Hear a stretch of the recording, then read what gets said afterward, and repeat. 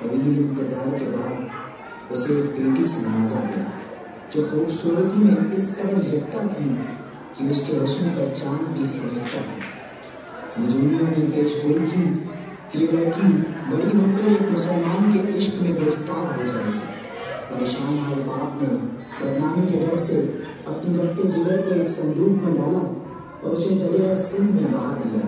یہ صندوق کمبوڑ میں محمد نامی ایک دھوبی کو ملا جو خود بے اولاد تھا۔ اس نے بیٹی کو گلے لگا کر اس کا نام سسوئی رکھا اور اسے بہت لاڈ پیار سے پالا۔ دیکھتے ہی دیکھتے سسوئی بڑی ہو گئی اور اس کے حسن اخلاق کی داستانیں خلق و جوار میں مشہور ہونے لگی۔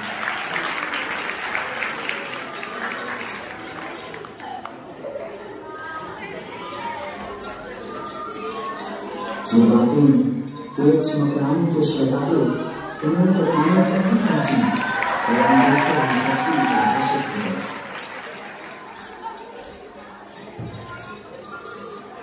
اور اس سے ملنے کے اشتیاق میں تاجر کا ریس بدل کر کمبوڑ آ پہنچا۔ سسوئی اس کے پاس مشک و عنبر خریدنے کے لیے پہنچی اور دونوں ایک دوسرے کو دیکھتے ہی عشق میں مبتلا ہو گئے۔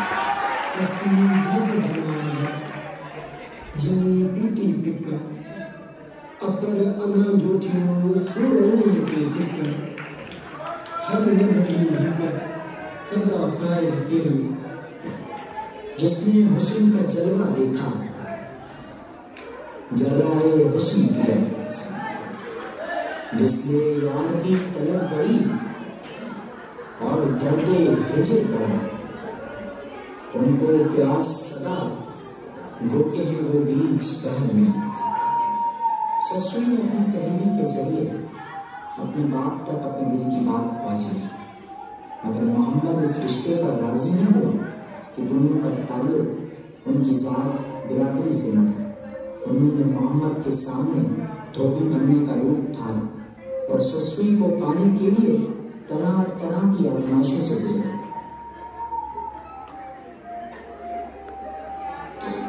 بالآخر سسوئی کا باپ مان گیا۔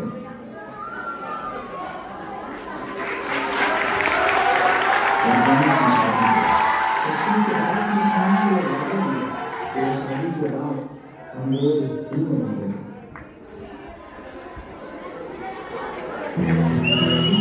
دوسری طرف انہوں کے باپ عالی جان کا اپنے چہی حال تھا۔ اس نے اپنے بیٹے کو واپس آنے کے لیے کافی پیغام بھیجا لیکن انہوں نے ایک نہ سنی۔ آخرکار انہوں کے تینوں بھائی اپنے باپ سے وعدہ کر کے نکلے کہ کسی بھی طرح انہوں کو لے کر آئیں گے۔ تقریم دی گئی، ان کے اعزاز میں محفل کا انعقاد کیا گیا۔ رات دیر تک محفل چلتی رہی۔ سسوئی کا انتظار طویل سے طویل تر ہوتا گیا۔ ادھر سسوئی کو انتظار میں نیند آ گئی، ادھر بھائیوں نے انہوں کو شراب پلا کر مدہوش کر دیا اور اپنے ساتھ ایک سمکان لے چلے۔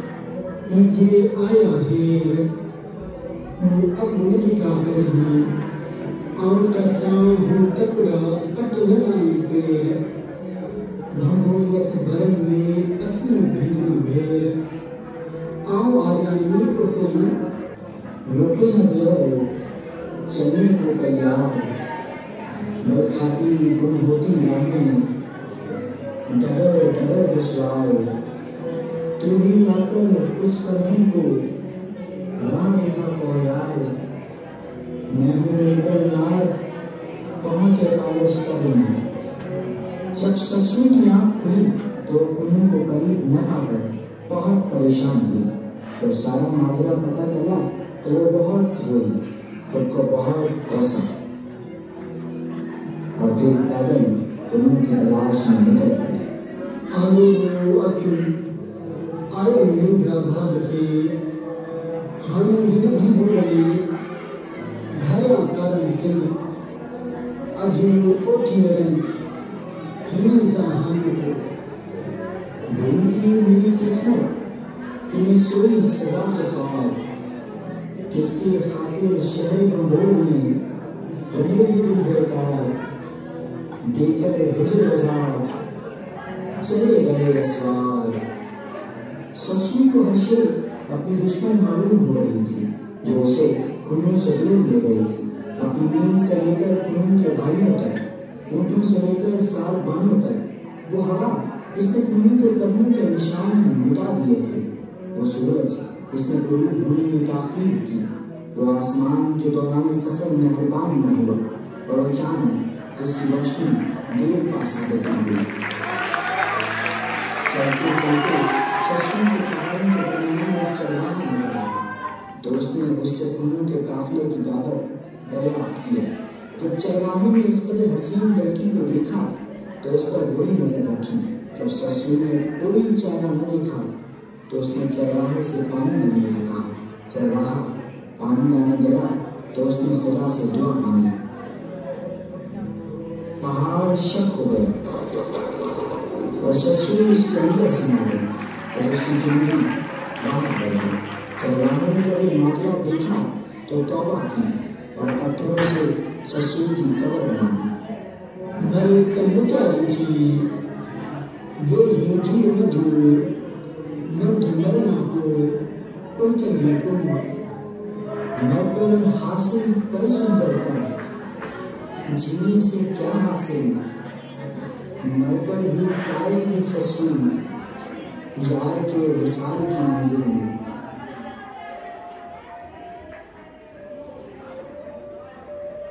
جب کنوں کو زبردستی لے جا کر عالم جہاں کے پاس پیش کیا گیا تو سسوئی کی جدائی کے غم میں اس کی حالت ادھر انسان کی سی تھی۔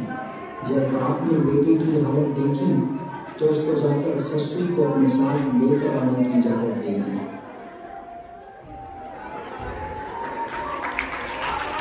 جب کنوں چلتے چلتے سسوئی کی قبر کے پاس سے گزرا تو اسے لگا کہ وہ کسی بزرگ کی قبر ہے۔ اس نے سوچا کہ اس قبر پر جا کر اپنی محبوبہ سے ملنے کی دعا مانگنی چاہیے۔ قبر کے پاس اس نے چرواہے کو بیٹھا دیکھا۔ جب دریافت کرنے پر اسے اندازہ ہوا کہ یہ تو اس کی سسوئی کی قبر ہے تو اس نے خدا سے وصل کی دعا مانگی۔ پہاڑ شک ہوا اور اس نے سسوئی اور کنوں کو دیکھ کر دیا۔ اس طرح سسوئی اور کنوں کی داستان بنا کر سن کے تاریخ کے پنوں میں ہمیشہ ہمیشہ کے لیے